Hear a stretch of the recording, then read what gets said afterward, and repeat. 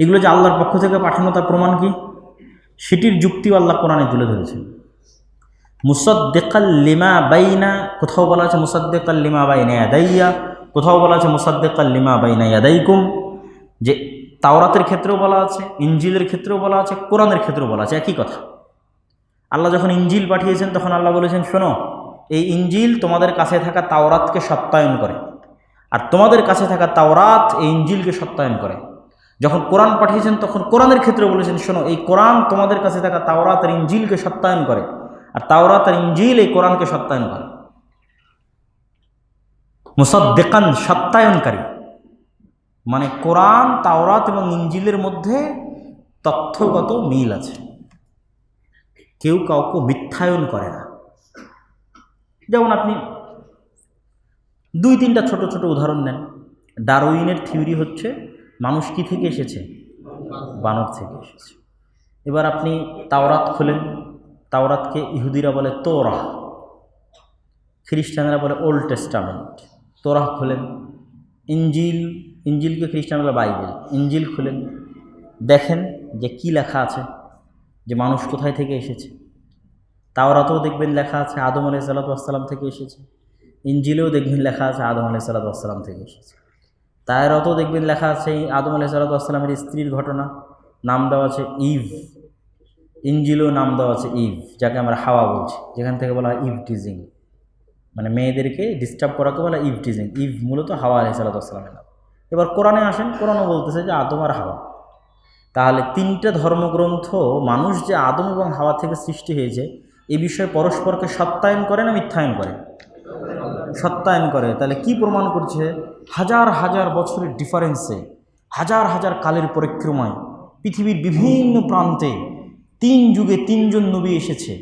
3জন নবীর কাছে একই রকম মেসেজ গেছে যে মানুষকে সৃষ্টি করা হয়েছে আদম থেকে এবং তার স্ত্রী হাওয়া থেকে। তাহলে এটা কাকতালীয় না, এটা ইচ্ছাকৃত, বানোয়াট, না সত্য? সত্য। হাজার হাজার বছরের ডিফারেন্স। আর তখন তার এত আধুনিক যুগ ছিল না, এত কিছু সংরক্ষণ করার কোনো সুযোগ ছিল না, লাইভ ভিডিও কোনো কিছু সংরক্ষণ করার সুযোগ ছিল না। হাজার হাজার বছরের ডিফারেন্সে বিভিন্ন অঞ্চলে বিভিন্ন দেশে নবীরা আসতেছে আর সেম কথা বলতেছে। তাহলে একটা আর একটা সত্যায়নকারী না মিথ্যায়নকারী? সত্যায়নকারী। আপনি নবীদের নাম দেখেন, তাওরাত এবং ইনজিলে যা নবীদের নাম আছে তার 90% নবীদের নাম কোরআনে আছে। ঘটনার ধারা বিবরণীতে পার্থক্য হতে পারে, কিন্তু ঘটনার সারমর্ম এক। যেমন আদম আলাইহিস সালাম কেমনে পথভ্রষ্ট হলেন, এর ধারা বিবরণীতে পার্থক্য আছে। কোথাও তাওরাত ইনজিল এগুলো যেহেতু পরিবর্তিত বিকৃত হয়ে গেছে, কোথাও লেখা আছে সাপের আকৃতিতে এই জান্নাতের মধ্যে প্রবেশ করলেন, কোথাও মানে যে যত রকম পেরেছে সে তত রকম বিকৃতি সাধন করেছে। যেই বিস্তর তথ্যে যেখানে কন্ট্রাডিক্টরি হবে সেখানে সত্য কোরআন, কেন কোরআন হচ্ছে লেটেস্ট এবং আনচেঞ্জেবল, আর আগেরগুলো চেঞ্জ হয়ে গেছে। কিন্তু আমি ওইটা বলছি, কিন্তু মূল সারমর্ম সেম। ঠিক নবীদের ঘটনাবলিতে আপনি পড়েন যে নূহ আলাইহিস সালামের যুগে একটা বড় বন্যা হয়েছিল, পৃথিবীতে একটা মহাপ্লাবন এসেছিল নূহ আলাইহিস সালামের যুগে। অন্তত এই সারমর্ম কথাটুকু তাওরাতেও আছে, এই সারমর্ম কথাটুকু ইনজিলেও আছে, আজও আছে, এখনও আছে, কোরআনেও আছে। তাহলে পৃথিবীতে একটা মহাপ্লাবন হয়েছিল একজন নবীর যুগে নূহ আলাইহিস সালাম, এই তথ্যে এই 3টে ধর্মগ্রন্থ পরস্পরকে সত্যায়নকারী না মিথ্যায়নকারী? ইব্রাহিম আলাইহিস সালাম এখন পর্যন্ত পৃথিবীর যে 3টে দিন আছে, খ্রিস্টান, ইহুদি এবং মুসলমান, 3 ধর্মের মানুষের কাছে সবচেয়ে প্রিয়। সবাই গর্ব করে যে আমরা ইব্রাহিমের বংশধর। ইহুদিরা তো সুপারিয়রিটিতে বিশ্বাস করে যারা ইব্রাহিম আলাইহিস সালামের বংশধর। এই জন্য ওরা এটা সহ্য করতে পারে না যে ইসমাইল আলাইহিস সালামের বংশ, যে রক্তের দিক থেকে মুহাম্মদ সাল্লাল্লাহু আলাইহি ওয়াসাল্লাম দাবি করবে যে আমিও ইব্রাহিমের বংশধর, এটা সহ্য করতে পারে না ইহুদিরা। হয় এটাকে তারা এড়িয়ে যায়, না এটাকে ধামাচাপা দিতে চায়, না হয় জানেই না। অসংখ্য মানুষ আছে জানে না। আপনি যদি ইসরায়েলে কোনো সার্ভে করেন, কাবা ঘরের ছবি দেখান, ইসরায়েলের প্রত্যেকটা ইহুদিকে জিজ্ঞেস করবেন এই কাবা ঘর কে বানিয়েছে, সবগুলো বলবে যে মুহাম্মদ সাল্লাল্লাহু আলাইহি ওয়াসাল্লাম বানিয়েছে। অথচ আসলে এই কাবা ঘর কে বানিয়েছে? ইব্রাহিম আলাইহিস সালাম। ওরা যদি জানতো যে কাবা ঘর ইব্রাহিম আলাইহিস সালাম বানিয়েছে, তাহলে ন্যূনতম তাদের মধ্যে চেঞ্জিং আসতো, চিন্তার জগতে ঝড় আসতো। আব্রাহামিক রিলিজিয়ান, তিনটেই হচ্ছে ইব্রাহিম আলাইহিস সালামের মিল্লাতে ইব্রাহিমের অনুসারী হওয়ার দাবিদার।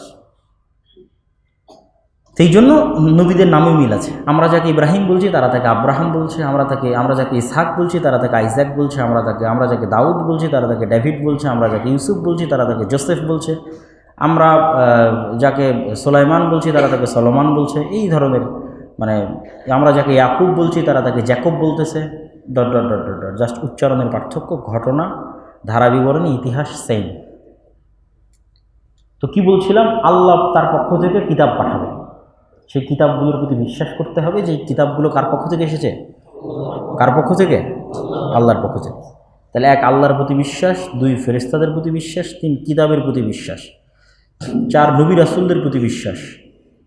তো ওই যে আল্লাহ বলেছেন হেদায়েত পাঠাবেন শয়তানের কবল থেকে বাঁচানোর জন্য, তো নবী রাসূলেরা আসবে, নবী রাসূলদের প্রতি বিশ্বাস করতে হবে। নবী রাসূলদের মধ্যে মর্যাদাগত পার্থক্য হয়। 5 জন নবী হচ্ছেন উলুল আজম, পৃথিবীতে আসা সকল নবীর মধ্যে সর্বশ্রেষ্ঠতম নবী হচ্ছে 5 জন। এই 5 জনের মধ্যে আবার সর্বশ্রেষ্ঠ হচ্ছে আমাদের নবী মুহাম্মদ সাল্লাল্লাহু আলাইহি ওয়াসাল্লাম। সেই উলুল আজম 5 জন কে হতে পারে? ইব্রাহিম আলাইহিস সালাম একজন, নূহ আলাইহিস সালাম 2 জন, ঈসা আলাইহিস সালাম, মুসা আলাইহিস সালাম, মুহাম্মদ সাল্লাল্লাহু আলাইহি ওয়াসাল্লাম। হ্যাঁ, এগুলো 5 জন, নূহ, ইব্রাহিম, ঈসা, মুসা, মুহাম্মদ সাল্লাল্লাহু আলাইহি ওয়াসাল্লাম, উলুল আজম, দৃঢ় প্রতিজ্ঞ 5 জন নবী। এই 5 জন নবীর মধ্যে সর্বশ্রেষ্ঠ কে? মুহাম্মদ সাল্লাল্লাহু আলাইহি ওয়াসাল্লাম। মুহাম্মদ সাল্লাল্লাহু আলাইহি ওয়াসাল্লাম সর্বশ্রেষ্ঠ, তার 2-1টা প্রমাণ। কোরআন সুন্দর, আর সত্যবাদী ন্যায় পরায়ণ সব নবী, খাতামুন নবীন, জি, জাওয়ামিউল কালিম, শাফাআহ, কি বললেন? রাহমাতুল আলামিন, সুন্দর। হ্যাঁ, মিরাজ, এটা সুন্দর। আচ্ছা, হ্যাঁ, অবিকৃত দিন কোরআন যেহেতু বলা হয়েছে ওটার মধ্যে চলে এসেছে। মুহাম্মদ সাল্লাল্লাহু আলাইহি ওয়াসাল্লামের যে উনি সর্বশ্রেষ্ঠ, এটার প্রমাণটা দেখা যাবে মাকাম মাহমুদের মাধ্যমে। মানে প্রমাণটা মানুষ দেখবে। আমরা তো বিশ্বাস করতেছি উনি সর্বশ্রেষ্ঠ, কিন্তু এটা প্রমাণিত হবে কিছু, প্রমাণিত হবে কিসের মাধ্যমে? মাকাম মাহমুদ, যেটা আমরা আজানের পরে সবসময় দোয়া করি, যেটা আমাদের নবী শিখিয়ে গেছেন যে তোমরা দোয়া করবা যে আল্লাহ যেন আমাকে মাকাম মাহমুদ দান করে। তাহলে দোয়া করার গুরুত্ব বুঝেন যে সর্বশ্রেষ্ঠ নবী মাকাম মাহমুদ আল্লাহ তাকে দিবেন, এটা তিনি জানেন। তারপরেও তার উম্মতকে বলে গেছেন যেন তার জন্য আমরা এই দোয়া করি যে হে আল্লাহ আপনি মুহাম্মদ সাল্লাল্লাহু আলাইহি ওয়াসাল্লামকে মাকাম মাহমুদ দান করেন। অথচ আমাদের কিছু দরকার, আমরা দোয়া করি না। দোয়া না করা হচ্ছে অহংকার। আর মুহাম্মদ সাল্লাল্লাহু আলাইহি ওয়াসাল্লামের একটা নম্রতা, যে তিনি জানেন আল্লাহ তাকে মাকাম মাহমুদ দিবেন, তারপরেও তিনি নিজে দোয়া করেছেন, তার উম্মতকে শিখিয়ে গেছেন দোয়া করতে। মাকাম মাহমুদ হচ্ছে কিয়ামতের মাঠে যখন সকল নবী আল্লাহর সাথে কথা বলার সাহস করবেন না, তখন সারা পৃথিবীর মানুষের ব্যর্থতার পরে, এটা হচ্ছে প্রমাণ, প্রুফ, যে সারা পৃথিবীর মানুষের কিসের পরে? ব্যর্থতার পরে। সারা পৃথিবীর সকল নবী রাসূলের ব্যর্থতার পরে, ওলিয়া আউলিয়ার ব্যর্থতার পরে, পীর মুর্শিদ বুজুর্গানে দ্বীনের ব্যর্থতার পরে, ঠিক আছে, যত বড় পীর হোক, পীর আব্দুল কাদের জেলানী রাহিমাহুল্লাহ রাহমাতান ওয়াসিয়া, তিনিও কিয়ামতের মাঠে আল্লাহর সাথে কথা বলতে পারবেন না। তো পৃথিবীর সকলের ব্যর্থতার পরে মানুষ দেখবে যে আজ কিয়ামতের মাঠে এত এত সম্মানিত নবী রাসূল, ওলিয়া আউলিয়া, পীর বুজুর্গ, শুহাদা, সিদ্দিকিন কেউ আল্লাহর সাথে কথা বলার সাহস করছে না। সেই দিন আল্লাহ সুবহানাহু ওয়া তাআলার সাথে কথা বলবেন কে? মুহাম্মদ সাল্লাল্লাহু আলাইহি ওয়াসাল্লাম। তখন তার পৃথিবীর সকলের মধ্যে তার শ্রেষ্ঠত্বটা প্রমাণিত হয়ে যাবে। এটা কি বলা হয়েছে? মাকাম মাহমুদ। এই অনুমতিটাকে বলা হয় মাকাম মাহমুদ। যদিও মুহাম্মদ সাল্লাল্লাহু আলাইহি ওয়াসাল্লাম সরাসরি কথা শুরু করবেন এমন না, তিনি মূলত সিজদা দিয়ে শুরু করবেন। সিজদার মধ্যে তিনি আল্লাহর এমন প্রশংসা করবেন যা আগে কোনোদিন করেননি। আগে কোনোদিন কেন করেননি? আল্লাহ আগে কোনোদিন শিখাইনি। আর ওই দিন ওই সময় আল্লাহ সুবহানাহু ওয়া তাআলা সেগুলো তার অন্তরে ঢেলে দিবেন। ওই রকম অসংখ্য অগণিত অজানা ভাষায়, অগণিত অজানা অসংখ্য মাধ্যমে তিনি আল্লাহ সুবহানাহু ওয়া তাআলার প্রশংসা করবেন। কতক্ষণ করবেন তা তিনি জানেন, তিনি জানেন না, আল্লাহ সুবহানাহু ওয়া তাআলা জানেন কতক্ষণ তার প্রশংসা করবেন। তো আমরা আলোচনা করছিলাম নবী রাসূলদের প্রতি বিশ্বাস স্থাপন। তো নবী রাসূলদের প্রতি বিশ্বাস স্থাপনের বড় অংশ হচ্ছে নবীরা আল্লাহ সুবহানাহু ওয়া তাআলার পক্ষ থেকে মানুষের পথ প্রদর্শক এবং হেদায়েতের মাধ্যম ওসিলা হিসেবে প্রেরিত হয়ে থাকেন। নবী রাসূলরা সত্যবাদী এবং আমানতদার হয়ে থাকেন, ন্যায়পরায়ণ হয়ে থাকেন। তারপরের যেটা বিশ্বাস সেটি হচ্ছে পরকালে বিশ্বাস স্থাপন। পরকালে বিশ্বাস স্থাপন ইসলামের অন্যতম গুরুত্বপূর্ণ জরুরি একটি বিশ্বাস। আমাদের এই পৃথিবী, যেটি কিছুক্ষণ আগে আমরা আব্দুর রব সিরনিয়াবাদ টেক্সটাইল কলেজে আলোচনা করছিলাম, যে বস্তুবাদী পৃথিবী। আমরা পরকালকে ভুলে গেছি। আমরা যে মারা যাব এই বিশ্বাস আমাদের মধ্যে নাই। এই জন্য আল্লাহ সুবহানাহু ওয়া তাআলা বলেছে, যিনি তোমাদেরকে প্রথমবার সৃষ্টি করতে পেরেছেন তিনি তোমাদেরকে দ্বিতীয়বারও সৃষ্টি করতে পারবেন। অতএব তোমরা পরকালের প্রতি বিশ্বাস স্থাপন করো। কীভাবে বিশ্বাস স্থাপন করো? আইন আল ইয়াকিন। আপনি শুনেছেন লন্ডন নামে একটা শহর আছে, আর আপনি নিজে গিয়ে দেখে এসেছেন যে লন্ডন আছে। কোনটা বেশি মজবুত? দেখে এসেছে। তো আল্লাহ বলছে তোমরা এইভাবে বিশ্বাস করো পরকাল আছে, যেন আমরা সবাই মরে গেছি এবং পরকাল কায়েম হয়ে গেছে। মানে আমরা প্র্যাকটিক্যালি এক্সপিরিয়েন্স করে ফেলেছি যে আমরা মারা গেছি, প্র্যাকটিক্যালি এক্সপিরিয়েন্স করে ফেলেছি যে কিয়ামত হয়ে গেছে। ওইভাবে আল্লাহ বিশ্বাস করতে বলছে পরকালের প্রতি বিশ্বাসটা। কেন? পরকালের প্রতি বিশ্বাসের উপরে ইসলামের সকল কিছু নির্ভর করছে। আর তারপরে সর্বশেষ হচ্ছে ভাগ্যের ভালো মন্দের প্রতি বিশ্বাস। ভাগ্য কি? তাকদীর কি? তাকদীর হচ্ছে আল্লাহর জ্ঞান। তাকদীর কি বলেন তো? একটু জোরে বলেন, তাকদীর কি? তাকদীর হচ্ছে আল্লাহ সুবহানাহু ওয়া তাআলার জ্ঞান। আল্লাহ সুবহানাহু ওয়া তাআলার জ্ঞান এত প্রশস্ত, আল্লাহ সুবহানাহু ওয়া তাআলার জ্ঞান এত ব্যাপক যে আল্লাহ সুবহানাহু ওয়া তাআলা সকল কিছু জানেন। তো মানুষ কি করবে সেটাও আল্লাহ সুবহানাহু ওয়া তাআলা জানেন। ভবিষ্যতের খবর কে জানে?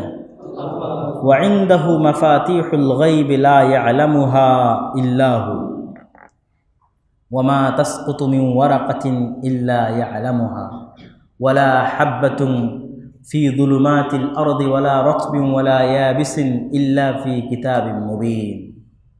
ইনদাহু মাফাতিহুল গায়ব, অদৃশ্যের সকল চাবিকাঠি আল্লাহর কাছে আছে।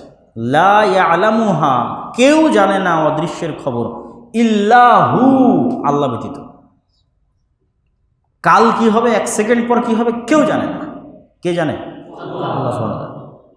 ওয়া মা তাসকুতু মিন ওয়ারাকাতিন ইল্লা ইয়ালামুহা, গাছের একটা পাতাও যদি পড়ে সেই পাতা পড়ার খবর কে রাখেন?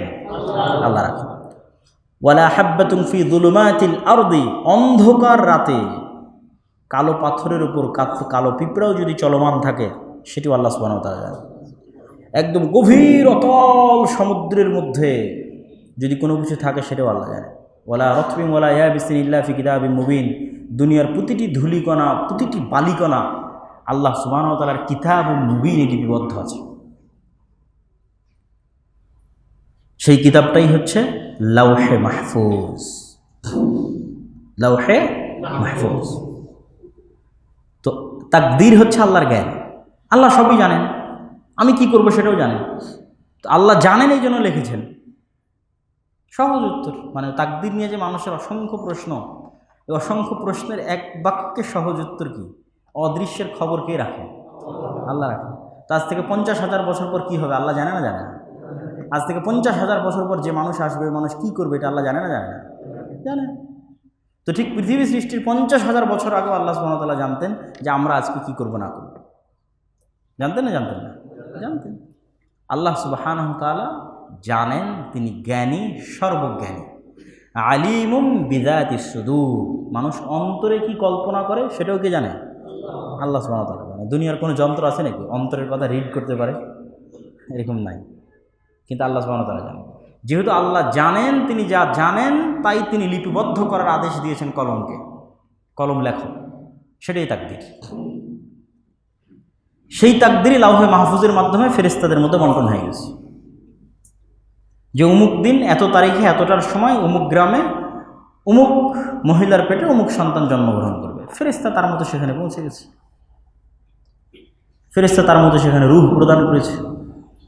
যত দিনে, যে সময়, যে মিনিটে রূহ দেওয়ার দরকার, যত মিনিটে, যত সেকেন্ডে রূহ কবজ করার দরকার, সেখানে ফেরেশতা পৌঁছে গেছে। তো তাকদীরের 4টা স্তর। এক নাম্বার আল্লাহ জানেন, 2 নম্বর আল্লাহ ওটাই লিখতে বলেছেন, যা তিনি জানেন তাই তিনি কলমকে কি বলেছেন, লিখতে, কলমে সেটা লিখেছে, সেটি লাউহে মাহফুজ। 3 নম্বর হচ্ছে যখন সেটির বাস্তবায়ন হয় তখন আল্লাহ সুবহানাহু ওয়া তাআলার ইচ্ছা শামিল হয়। আল্লাহ সুবহানাহু ওয়া তাআলার ইচ্ছা শামিলে হাল না হলে, ওই জিনিসটার সাথে সম্পৃক্ত কানেক্টেড না হলে ওটি বাস্তবায়ন হওয়া সম্ভব নয়। এই জন্য আল্লাহর ইচ্ছা বোঝাও জরুরি। আল্লাহর ইচ্ছা 2 প্রকার, ইরাদা শারঈয়াহ, ইরাদা কাউনিয়াহ। পৃথিবী পরিচালনাগত ইচ্ছা, শারঈ ইচ্ছা। আল্লাহ শারঈভাবে আল্লাহ চান না যে ইবলিস জাহান্নামে যাক। আল্লাহ চায় না কি যে ইবলিস জাহান্নামে যাক? হ্যাঁ, আল্লাহ চান না। তিনি রব্বুল আলামিন, তিনি সকলের কল্যাণকামী। তিনি চান ফেরাউনও জান্নাতে যাক, তিনি চান ইবলিসও জান্নাতে যাক। কিন্তু ইবলিস যখন আল্লাহকে অস্বীকার করলো, তখন আল্লাহ কি জোরপূর্বক ইবলিসকে মেরে পিটিয়ে আল্লাহর আদেশ মানাতে বাধ্য করেছে? করেননি। তাহলে ইবলিস যেই মুহূর্তে আল্লাহর অবাধ্য হচ্ছে, ওই মুহূর্তে ইবলিস কার শক্তি প্রয়োগ করতেছে? আল্লাহর দেওয়া শক্তি প্রয়োগ করতেছে। আমার কথা মনে বুঝতে পারেনি? যেই মুহূর্তে ইবলিস আল্লাহর অবাধ্য হচ্ছে, ওই মুহূর্তে ইবলিস কার দেওয়া শক্তি, ক্ষমতা, জান, রূহ প্রয়োগ করে আল্লাহর অবাধ্য হচ্ছে? আল্লাহর দেওয়া শক্তি। কিন্তু আল্লাহ তখন বাধা দিয়েছে? বাধা দেয়নি। আল্লাহ চান না যে আপনি গান শোনেন, এই জন্য নবী রাসূল পাঠিয়েছে, কোরআনে লিখে দিয়েছে, হাদিসে লিখেছে। কিন্তু আপনি যখন গান শুনছেন তখন আল্লাহ কি আপনার কানকে বধির করে দেয়? কানের মধ্যে যে শোনার ক্ষমতা, এটা কি আপনার বাপের দেওয়া? কার দেওয়া? আল্লাহর দেওয়া। আল্লাহ সুবহানাহু ওয়া তাআলা যদি এই সময় চান যে আপনাকে শুনতে দিবেন না, আপনার কান বধির করে দিতে পারেন না? দিতে পারেন। তাহলে আপনি যে ওই সময় শুনতেছেন, কার দেওয়া ক্ষমতাকে ব্যবহার করে শুনতেছেন? আল্লাহর দেওয়া। এই থার্ড সেশনটা, থার্ড স্টেপটা হচ্ছে আল্লাহর ইচ্ছা। আল্লাহর ইচ্ছা ছাড়া পৃথিবীতে কেউ কোনো কিছু করতে পারবে না। তো আল্লাহ সুবহানাহু ওয়া তাআলা কখনো কখনো স্বাভাবিক যে গতি আছে সেই গতিকে লঙ্ঘন করেন। বেশিরভাগ সময় আল্লাহ লঙ্ঘন করে না। আল্লাহ একটা সফটওয়্যার, আপনাদের বোঝানোর জন্য সফটওয়্যারটা ডেভেলপ করে ছেড়ে দিয়েছে। এখন আমার মোবাইল, হাতের মোবাইলে যেই বাটনে চাপ দিলে লাইট জ্বলবে, ফ্ল্যাশ লাইট, ওই বাটনে চাপ দিলে ফ্ল্যাশ লাইটই জ্বলবে। যেখানে চাপ দিলে কল যাবে, সেখানে চাপ দিলে কলই যাবে। তো আল্লাহ সুবহানাহু ওয়া তাআলা পৃথিবীকে এরকম একটা সিস্টেম ডেভেলপ করে ছেড়ে দিয়েছেন। আগুনের কাজ আল্লাহ কি দিয়েছে? পুরানো। তো আগুনের বাটন যদি আপনি চাপেন তো পুড়বে না? পুড়বে না? পুড়বে। ছুরিকে আল্লাহ কী কাজ দিয়েছে? কাটা। তো ছুরির বাটন যদি আপনি চাপেন তো কাটবে না? কাটবে না? কাটবে। তাহলে যেইভাবে আল্লাহ পৃথিবী ডেভেলপ করেছে, ওই ডেভেলপ সিস্টেমের মধ্যে দিয়ে যদি আপনি যান, ওটাই ঘটবে 90% সময়।